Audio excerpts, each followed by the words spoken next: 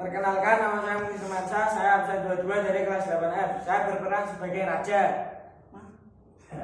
Perkenalkan, nama saya Rizky Pratomo dari kelas 8F, absen 7. Saya berperan sebagai Pati. Perkenalkan, nama saya Muhammad Al-Bais dari kelas 8F, absen 19. Saya berperan sebagai Indra Jaya. Perkenalkan, nama saya Ahmad Luki Pratama dari kelas 8F, absen 1. Saya berperan sebagai Lutung Kasarung. Perkenalkan, nama saya Eka Putri Rahma Wulandari, absen 11 dari kelas 8F. Saya berperan sebagai permaisuri. Perkenalkan, nama saya Nadia Salzabella dari kelas 8F, nomor absen 23. Di sini saya berperan sebagai Purbalarang. Perkenalkan, nama saya Farihatul Laili dari kelas 8F, nomor absen 12. Di sini saya berperan sebagai Purbasari. Perkenalkan, nama saya Aprilia Wismawardani, absen 6 dari kelas 8F. Saya di sini berperan sebagai penyihir.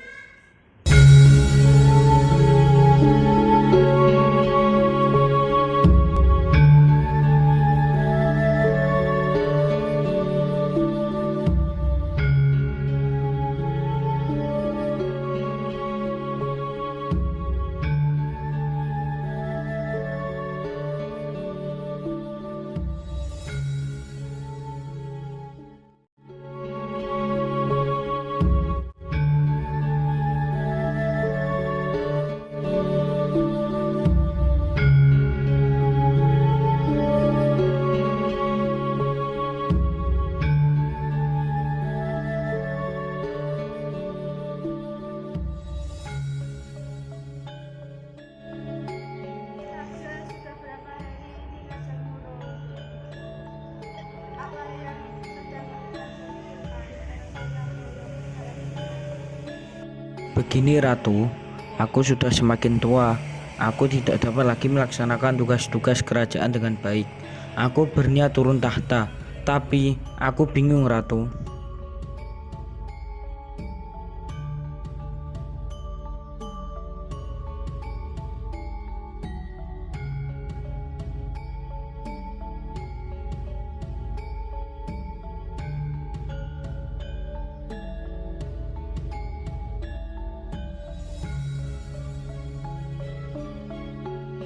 Ayah tidak bisa memilih dia menjadi ratu. Aku adalah putri tertua. Seharusnya aku, bukan dia.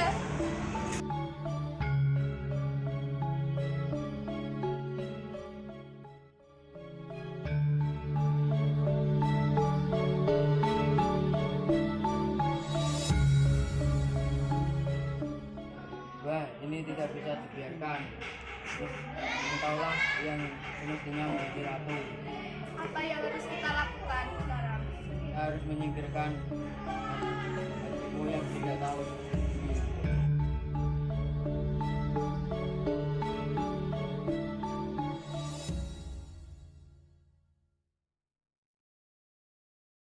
Ayahku menyerahkan tahtanya kepada adikku yang bodoh.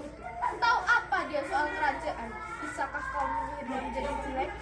Itu hanya permasalahan kecil. Kau tahu, tak ada yang tak bisa kulakukan. Tapi, apa imbalannya untukku? Aku akan memberimu emas yang banyak. Yang penting Purbasari menjadi seorang. Tentu, Tuan Putri.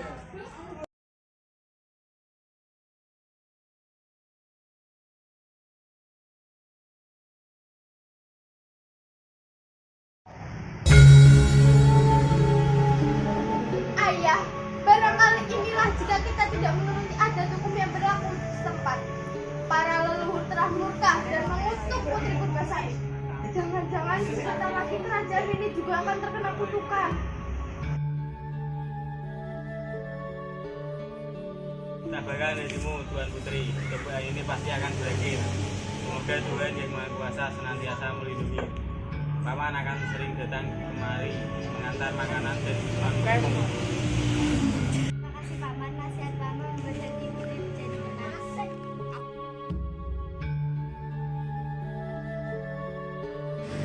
Ampun Lutung, tolong jangan ganggu aku. Nggak takut Tuan Putri, aku tidak akan mengganggu. Kamu siapa dan dari mana asalmu? Luminda, putra Sunan Ambu dari Kayangan, melakukan kesalahan sehingga dibuang ke bumi dengan betul seperti yang kesasar di tengah hutan ini.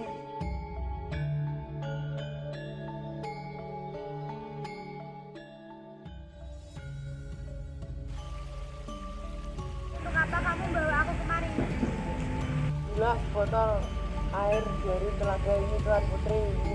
Saya penyakit Tuan Putri akan kembali karena air telaga ini mengandung obat kulit yang sangat mujarab.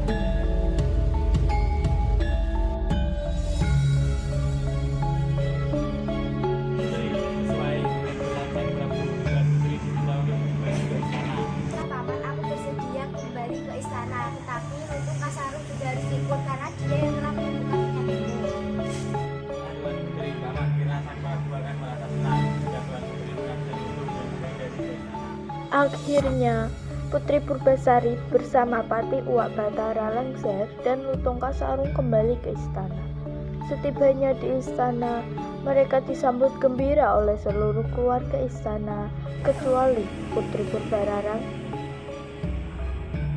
Ada keberatan jika Putri Purbasari yang dinobatkan menjadi ratu. Biar adil, sebaiknya diadakan sayembara. Pemenangnya akan menerima tahta kerajaan, sedangkan yang kalah akan menerima hukum pancung.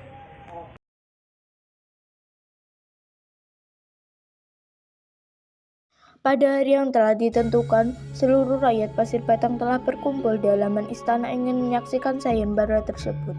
Tak berapa lama kemudian, kedua putri Prabu Tabak Agung tersebut memasuki arena lomba. Perlombaan pertama adalah lomba memasak. Yang dinilai dalam lomba ini adalah masakan siapa yang paling cepat disajikan dan lezat rasanya, maka dialah pemenangnya.